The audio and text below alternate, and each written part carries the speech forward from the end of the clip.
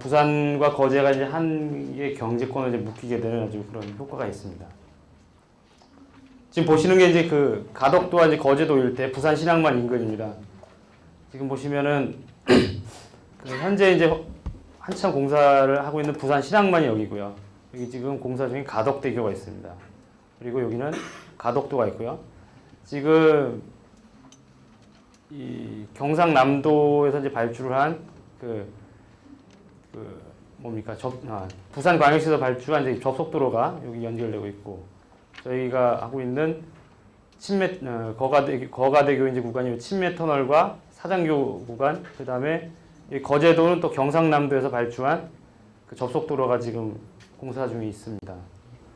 그리고 지금 이 구간이 이제 친매터널이 된 이유는 사실 이게 이제 주요 해군 항로입니다. 그러다 보니까 그 군사 목적상 위쪽으로 교량이 지나갈 수가 없어서 지금 친매터널로 되어 있고, 나머지 구간 예비 항로가 2개가 있는데 이 구간은 사장교로 구성되어 있습니다. 공사 내용은 다음과 같습니다.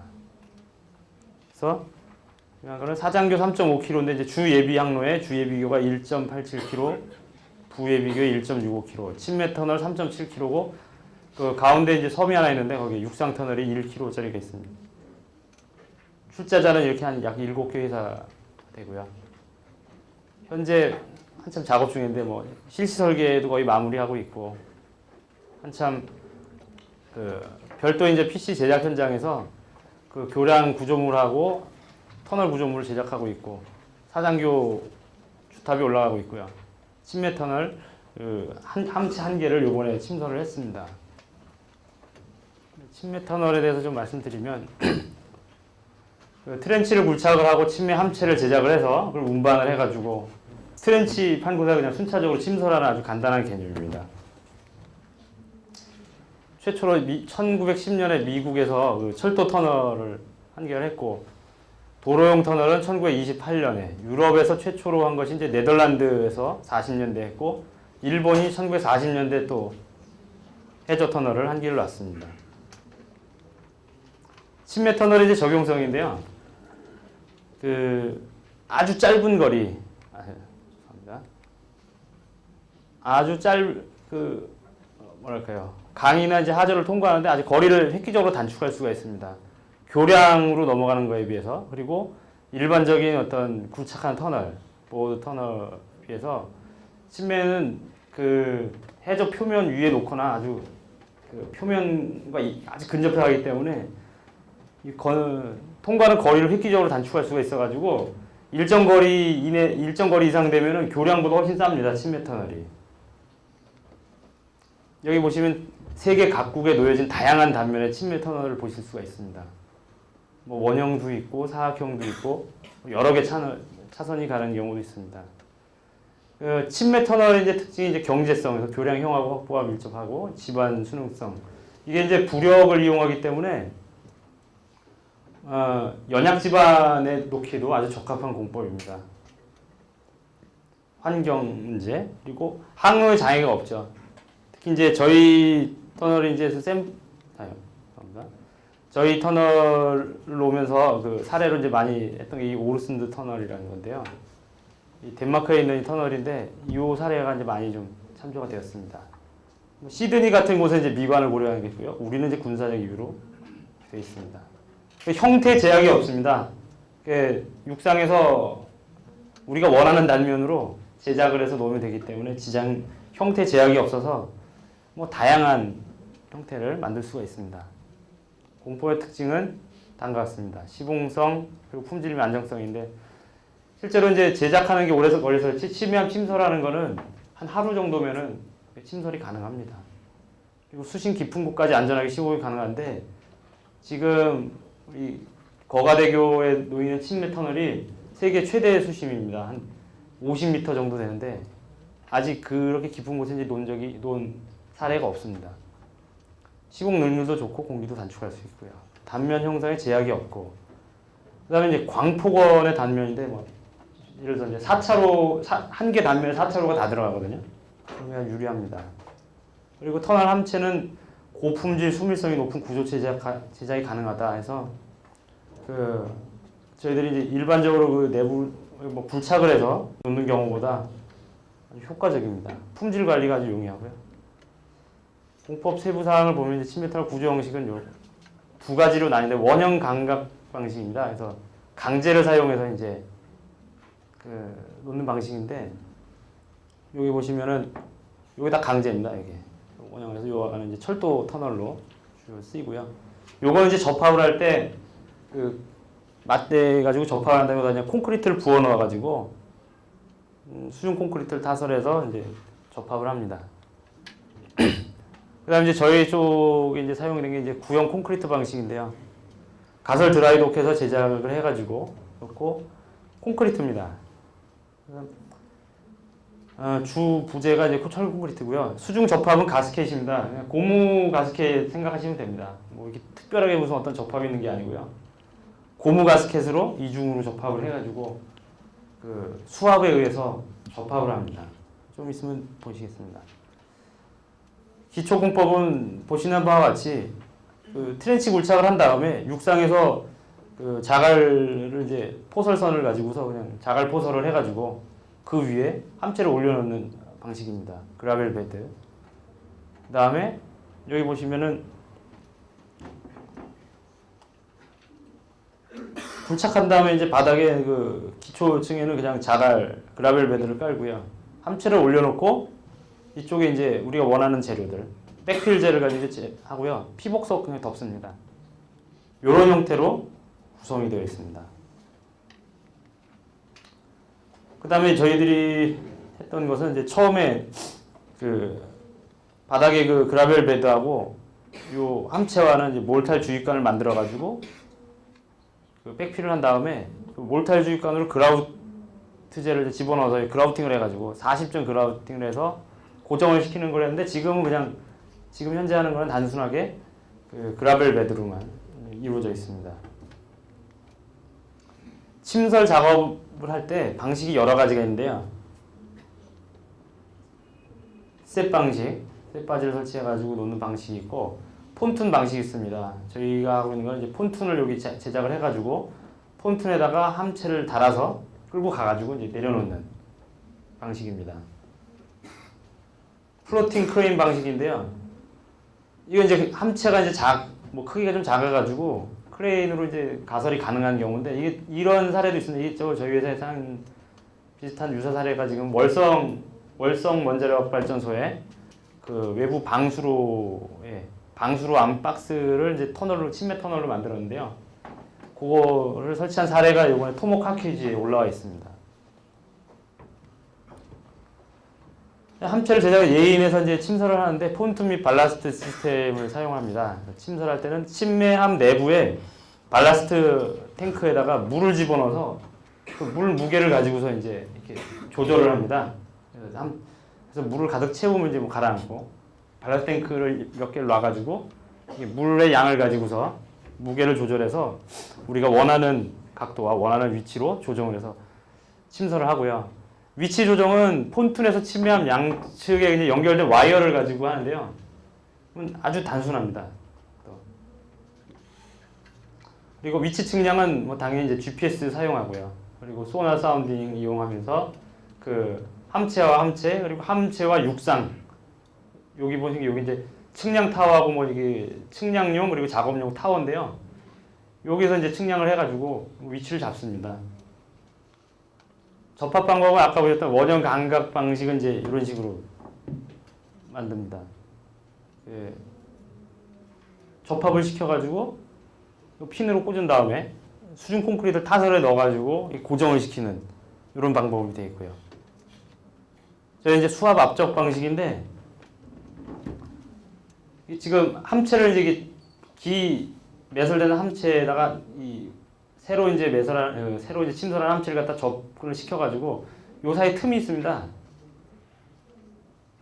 요 틈에 있는 물을 배수를 시켜버리면은 이 수압에 의해 가지고 밀어들인 수압에 의해서 완전히 밀착이 됩니다. 이때 여기는 이제 고무 가스켓이 들어가고요.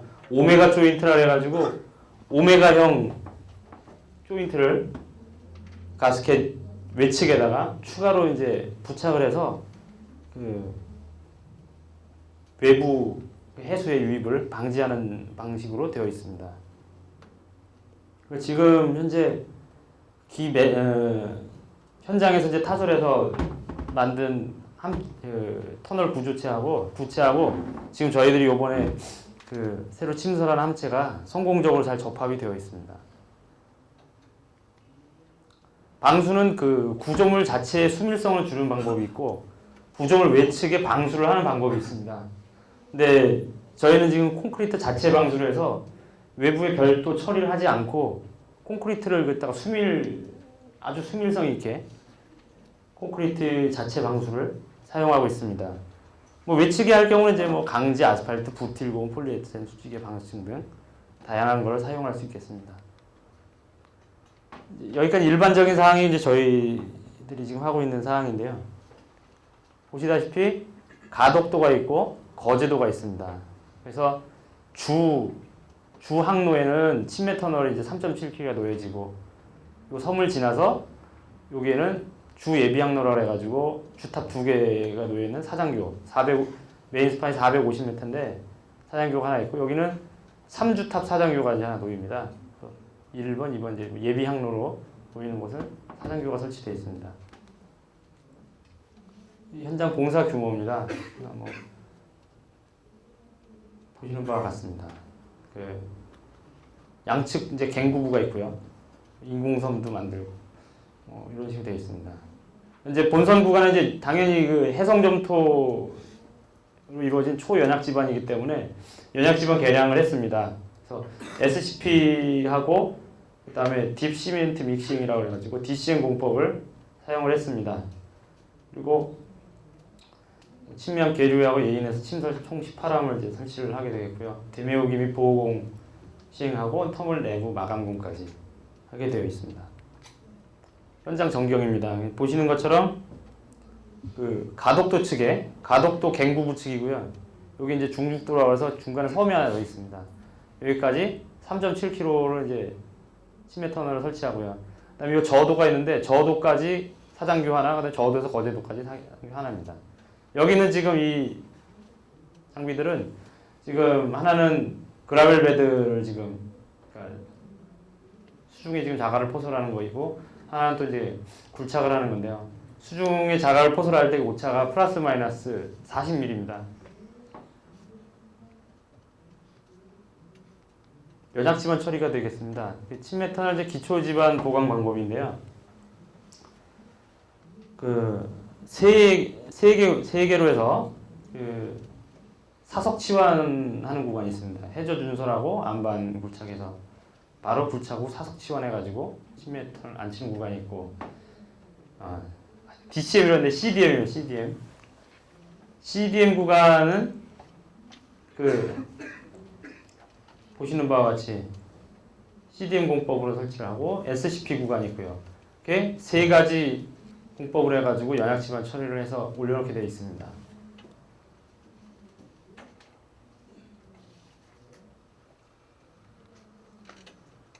시멘트 딥 믹싱, 딥 시멘트 믹싱 혼용되고 있습니다. 보시는 거는 이제 10m를 단면이고 여기는 이제 준설해서 10m를 올려놓고 백피라고 피복석 덮은 이거 단면인데 하부의 연약지반 처리한 단면입니다. 설계 기준 강도는 8kg per 제곱센티미터, 그리고 물 시멘트 비는 0.8, 시멘트량 175kg. 공사 수량 이렇게 되어 있습니다. 이미 시공을 완료를 했습니다. 그래서 시멘트와 물을 혼합해서 특수 교번기로 회전 주입해서 하부에 이제 원형의 말뚝체를 이제 조성하는 방법입니다. 여기 보시면 이렇게 이제 내공이 이렇게 모여가지고 쭉 설치를 합니다. CDM 전용 장비 모습이고요. CDM 전용선은 이제 시공을 하는 장면입니다. 사축이 이제 동시에 내려가서 교반 밑을 가지고 내려서 불착하고 시공을 합니다. 그다음 이제 SCP입니다. 샌드 컴팩션 파일이고요. 대부분의 구간은 CDM으로 설치가 되어 있지만 또 상당 구간이 SCP로 좀 설치가 되어 있습니다.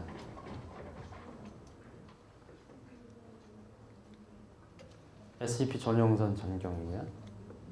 시공하는 장면이죠. SCP 시공 방법 보신 것 같습니다.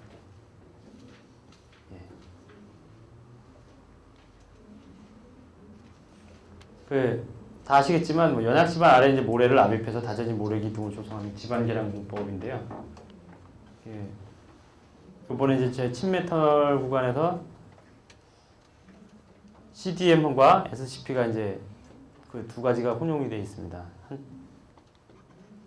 이건 이제 이게 갱부부 작업하던 장면입니다. 이런 식으로 그러니까 외부 어떤 파랑이라든지 그런 영향을 방지하기 위해서 여기 보면은 뭐 TTP가 이제 가득 쌓인 보호되어 있는 장면이고요. 차수 시설한 다음에 이제 부착을 해가지고 여기다가 현장 타설로 그 터널 뭐 개착식 터널 하나 만들고 거기다 이제 붙여서 나가는 식으로 되어 있습니다. 함체 제작은 그 침설 위치에서 한 40km 정도 떨어져 있는 그 안전공단이라고 있는데요. 거기에 이제 별도의 그 제작장하고 계류장이 만들어져 있습니다. 그래서 여기 보시는 게 제작장이거든요. 여기 드라이독을 만들어 가지고 여기서 그 PC 제작을 하는 거죠. 여기서 제작하고 여기 계류장으로 옮겨서 대기하다가 이제 침설 위치로 옮겨지는 겁니다. 위치는 뭐 통영에 있고요. 여기 보시면 이제 함체도 제작하지만 이 옆에 이 제작장에서 그 교량 기초에 들어가는 케이슨과 그리고 교량 기둥, 뭐 코핑, 사정기 주탑 그 일체를 여기서 지금 제작을 하고 있습니다. 뭐 드라이독이 이제 크기가 474 바이 145m짜리에서 한 번에 4개 함체씩 제작을 해가지고 완성이 되면 양생한 다음에 계류장으로 이동을 하게 되겠습니다. 요건 이제 그 제작장에서 저희들이 공장에서 이제 제작하는 건데요. 보시면은 잠깐만요. 그 사장교의 수면 아랫부분 전체를 여기서 제작을 했고, 그다음에 나머지는 그 기둥하고 코핑까지 다 제작장에서 제작해가지고 운반해서 현장에 가서 접합을 하는 식으로 되어 있습니다. 교량 2개의 분량을 이제 다 제작을 하고요. 특히 뭐 케이슨 제작하는 과정인데요. 조금 나중에 한번 별도로 요약된 걸 한번 보시죠.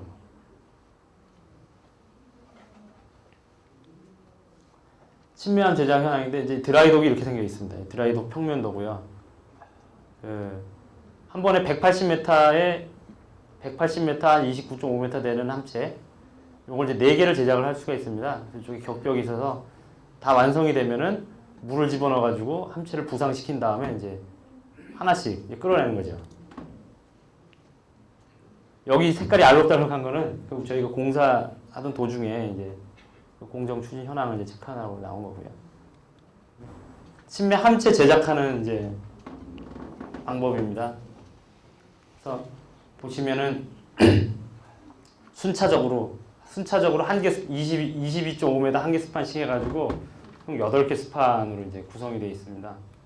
다 공장 제작을 하게 되어 있고요. 이렇기 때문에 이제 그 구조물 자체 그 콘크리트 자체로 이제 방수가 가능하겠죠. 아무래도 품질 관리를 우리 자체 제작장에서 하기 때문에 아주 유용한 아주 좋은 품질의 콘크리트 함체를 얻을 수가 있습니다. 여기 보시면 이제 그 고무 가스켓 있는 부분입니다. 일반적인 그 박스 뭐 현장 타설 박스라든지 PC 박스에 들어가는 거하고 크게 다른 원리는 아닙니다.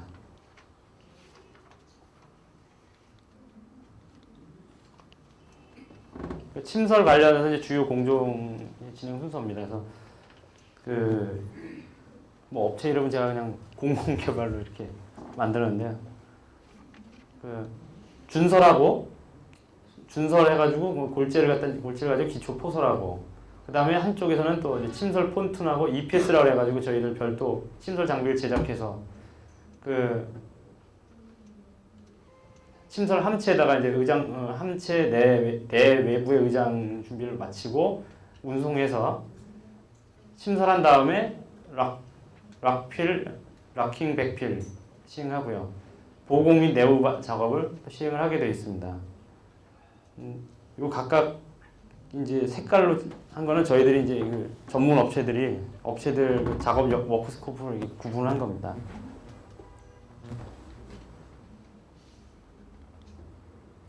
기초 포설선 장면입니다. 이건 또 별도로 요 프로젝트를 위해서 제작이 되어 있는 기초 포설선입니다.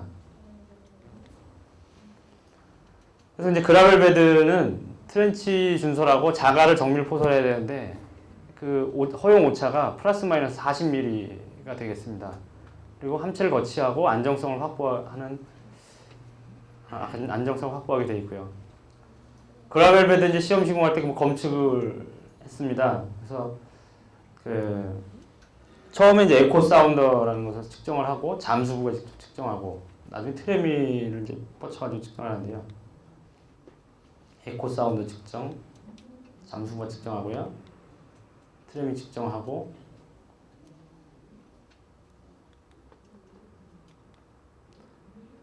이제 잠깐만요. 기초가 이제 완성이 되는 시점에 운송 및 침설하게 됩니다. 이게 이제 그 완성이 됐을 때 장면입니다. 4차선 양측으로 4차선이고 요 가운데는 이제 그 서비스 터널 개념이죠. 가운데로 서비스 터널 있고 그 그라벨 베드가 여기 있고요. 백필재가 있고 피복석으로 덮어서 이제 보호를 하게 되어 있습니다. 그리고 그 아까 보셨던 갱구부 쪽은 이게 함체가 뭐 깊이 들어가 있지 않고 그 수면에 이제 노출이 되기 때문에 이 피복석으로 덮어가지고 TTP로 이제 덮어서 보호를 하게 되어 있습니다.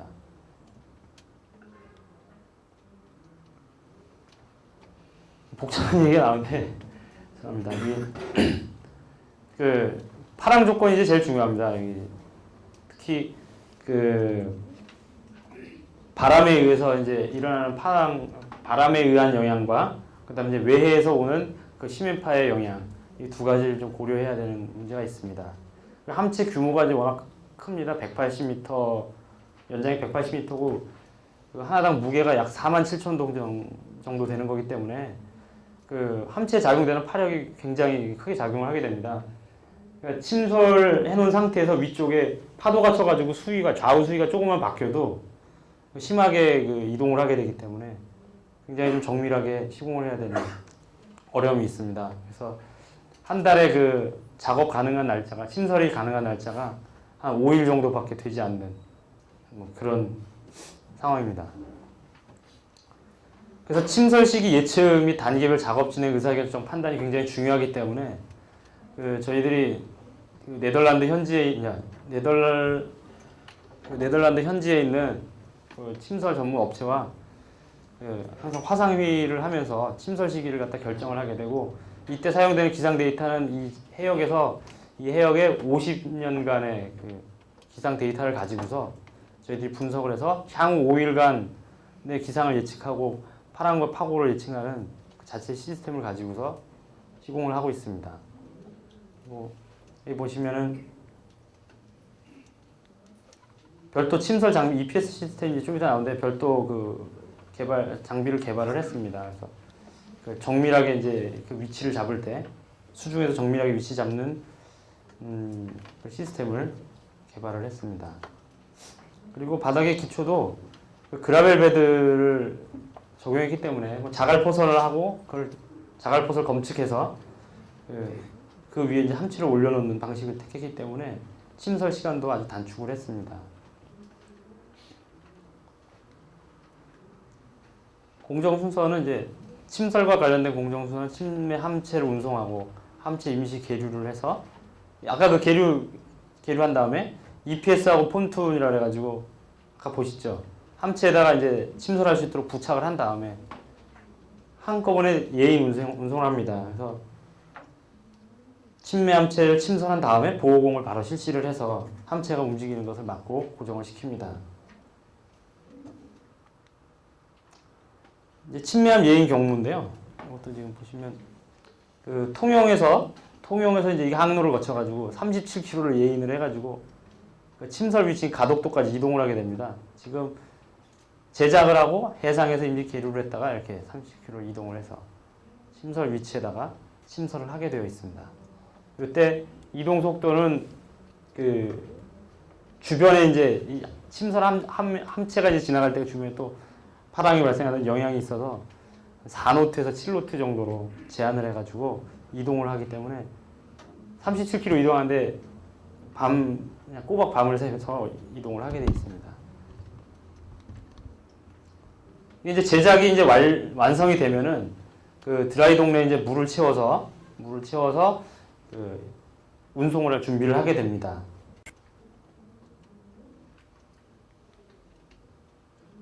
이제 가격벽 쪽에 이제 그 구멍을 이제 해수 유입하는 이제 구멍을 해서 해수를 집어넣는 장면이고요. 이거는 이제 물을 이제 가득 채우면 해수를 가득 채우면 이제 침매 함체가 이렇게 뜨게 돼 있습니다. 그래서 임시 계류장으로 지금 이제 이동을 시키는 장면입니다.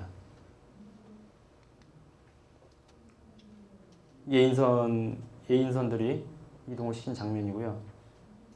함체가 크다 보니까 여기 사람이거든요. 예.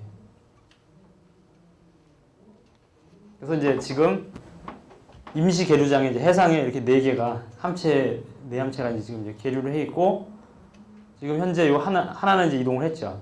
3개 남아 있고요.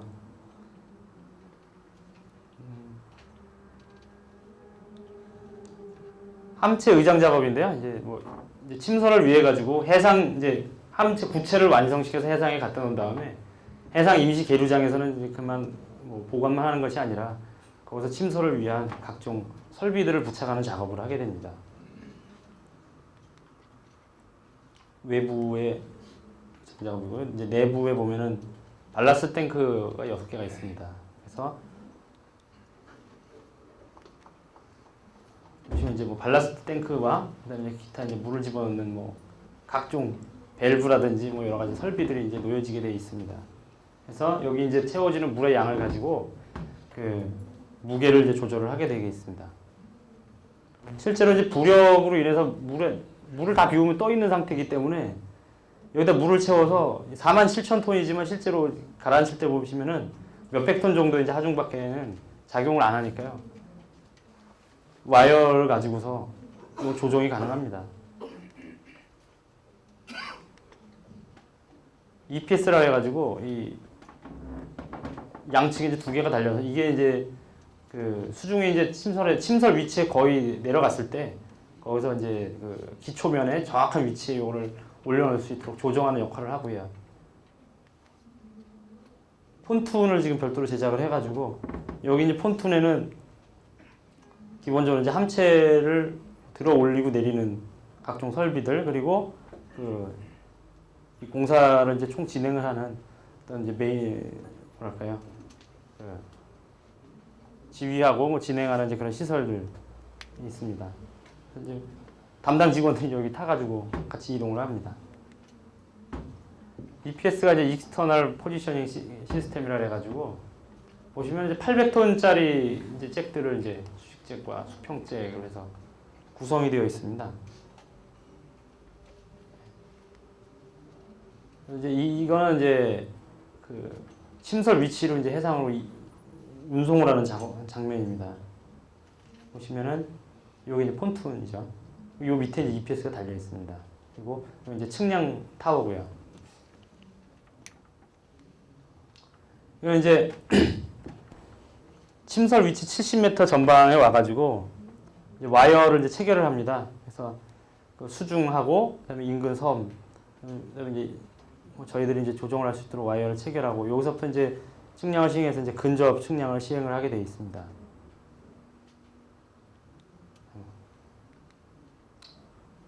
원거리 측정은 이제 GPS를 설치해서 이제 하고요.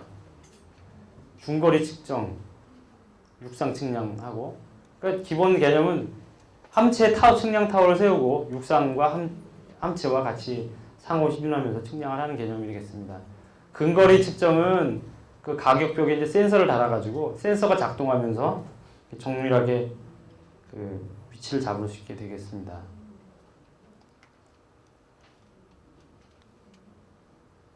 침맹 함체가 이제 하강할 때는 뭐 발라스트 탱크 안에 이제 물을 집어넣어서 주수해가지고 부력을 상쇄시켜서 딱 900톤 정도 하중을 해가지고 하강을 시키고요. 접합할 때 1800톤 만들어서 집어넣게 되어 있습니다. 그리고 다 가라앉힌 다음에 얼라이먼트 조정을 하죠. EPS를 가지고.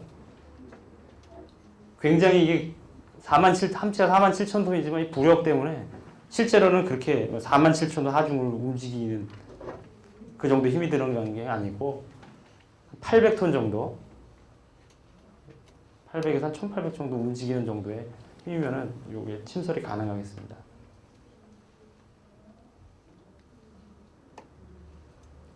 보시면 이제 함체를 침설하는 이제 모양이 되겠습니다. 일단 폰툰에서 함체를 내린 다음에 그 일정 위치에 가면 여기 EPS를 가지고서 정밀하게 위치를 잡는 작업을 하고요. 요건 이제 함체를 접합하는 장면입니다. 그래서 여기 보시면은 그 함체가 이제 미리 딱 자기가 원하는 위치에 정확히 접합이 될 수 있도록 요철을 두어서 근접하게 되면은 양쪽 기 설치한 함체와 신설한 함체 사이에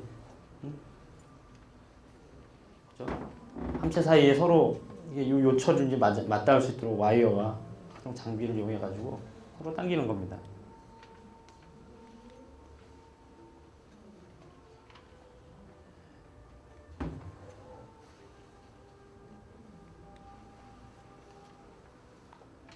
이제 수평 얼라인먼트는 이제 보시는 바와 같이 EPS라는 장비를 이제 설치해 가지고 상호 조정을 합니다. 사실 내용은 뭐 아주 간단합니다. 내려서 이동하고요. 이제 침설하게 되면은 이제 안정화를 하는데 일단 이제 함체 얼라인먼트 확인한 다음에 그 발라스트 탱크에 이제 물을 이제 가득 채워서 하중을 증대시키고요. 침설용 했던 그 폰툰을 철거한 다음에 이제 바로 락필을 이제 시행을 합니다. 그리고 락필이 완료된 다음에 백필을 해가지고 백필하고 그다음에 이제 그게 피복석을 덮어서 보호공을 시행하는 그런 시스템이 되겠습니다. 침메탈 보호공은 이제 보시는 바와 같이 이런 단면으로 되어 있습니다.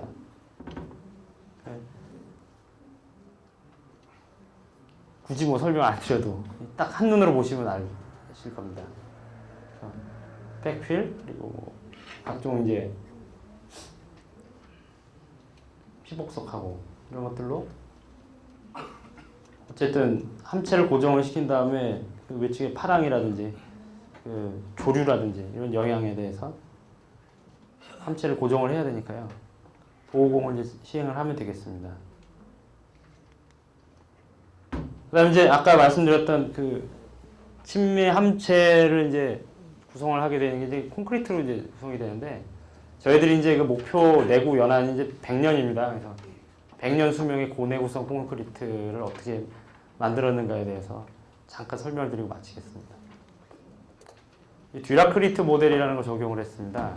듀라크리트라는 것은 구조물의 노출 환경 조건을 대상으로 해서 주요한 구조물 성능 저하 요인, 열화를 일으키는 아주 제일 핵심 인자를 도출을 해서 구조물이 목표로 하는 사용 기간까지 충분히 저항할 수 있도록 콘크리트 설계하는 것을 말합니다. 구조물 성능을 기반으로 해서 실제 구조물 거동하고 실제 데이터를 사용해서 그 과거 자료들을 이제 취합을 해가지고 이걸 확률론적인 방법으로 해서 설계하는 방식이 되겠습니다. 여기 설치된 이제 듀라크리트 모델에 대해서는 이 구조물의 목표 내구 수명이 100년이었습니다.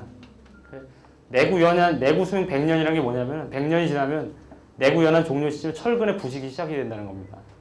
그런 이제 목표를 놓고 그 설계가 이제 들어갔는데 90% 신뢰도라는 이제 값을 집어넣어서 듀라크리트 모델을 적용을 했습니다. 요거는 100년이 경과하기 전에 철근이 부식될 확률이 10%밖에 안 된다는 것을 말하겠습니다. 그리고 이 침매 터널이라든지 사장교가 이제 설치되는 주변 환경 조건을 보시면 모두 다 해상에 이제 설치가 되다 보니까 주 열화 요인은 염해입니다. 염해에 대비하는 설계를 염해에 중점적으로 대비한 설계를 해서 이 내구성 설계를 적용했습니다. 그리고 죄송합니다. 염해이기 때문에 염분이 콘크리트 구조물 외부에 침투해가지고 내부에 철근까지 도달하는 어떤 그런 시간이라는 개념을 해서 최대 염화물 확산 기술을 사용을 했습니다.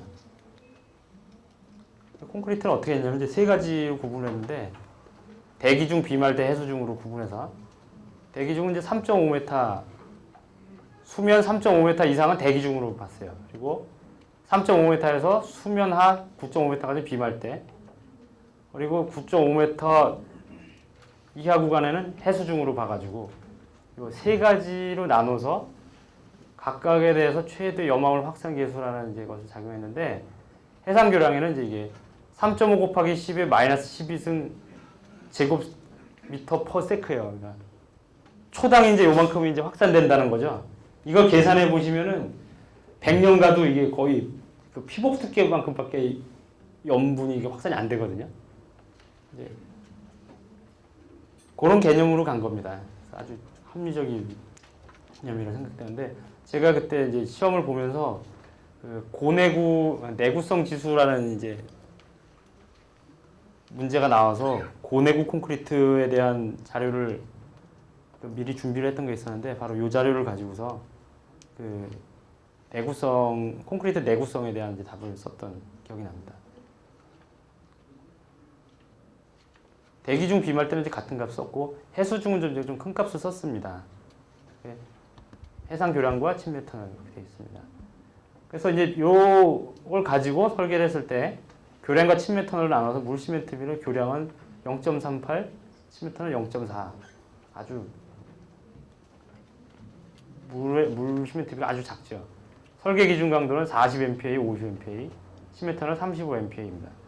굵은 골재 최대 치수는 뭐 일반적으로 사용하는 19mm와 25mm를 사용을 했고요.